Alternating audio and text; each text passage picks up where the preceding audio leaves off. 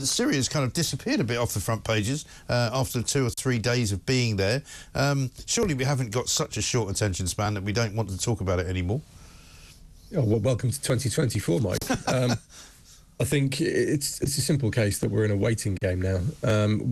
There's not much going to change over the next couple of days. We know the north and east of Syria is going to continue being violent between Turkish-backed and American-backed proxies, which is one to keep an eye on. And we know that the HTS group are going to be in Damascus consolidating their gains. So we wait and see whether they're going to be as moderate as they promise or whether they're going to be jihadi extremists. Right.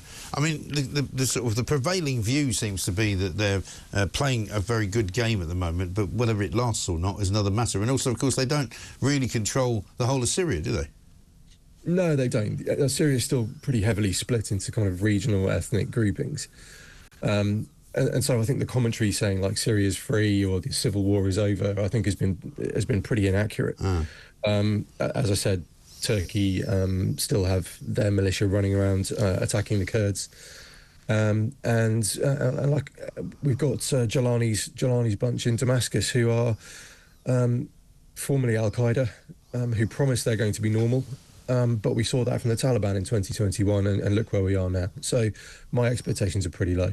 Yeah, and as far as the sort of international community is concerned, you know, the British government response doesn't seem to be particularly sort of cohesive. The Americans, we're told, are talking to the new rebels, but what else is going on? What are the Russians doing, for example? And are they still interested in keeping hold of their 2 bases that are there?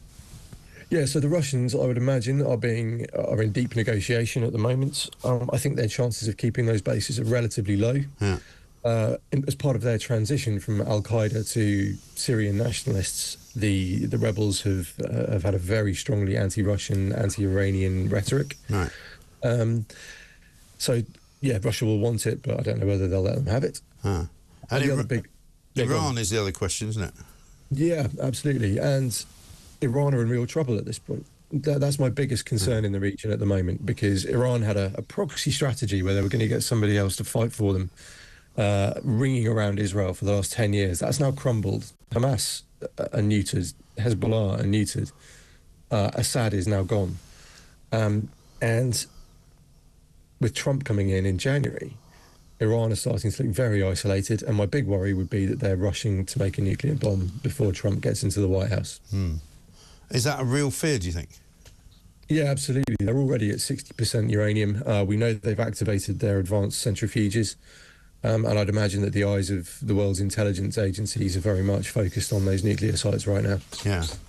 Yeah, I mean, it's a very, very unstable time, isn't it? And Israel, of course, is the sort of, I don't want to say loose cannon, because, I mean, when I watch what Israel are doing, that's where I think the West should take its lead from. If Israel thinks that, you know, there's a threat to the Golan Heights and they want to put some tanks there, then obviously there is a threat to the Golan Heights, because, you know, they're entirely about self-preservation. What's their next move, do you think? Well, they've had a week of doing the entire world a huge favour. As the Assad regime fell, the Israelis have conducted over 250 airstrikes on regime assets, so their tanks, their airplanes, their ships, their chemical and strategic weapons. And it could have been quite an unimaginable horror if a group like Islamic State or Al Qaeda had got hold of those weapons. So by taking them off the battlefield, Israel's done us all a great deal. Right. I think the Israelis, when it comes to Syria, they're going to do what they say. They very rarely do anything other than what they say they're going to do. Right.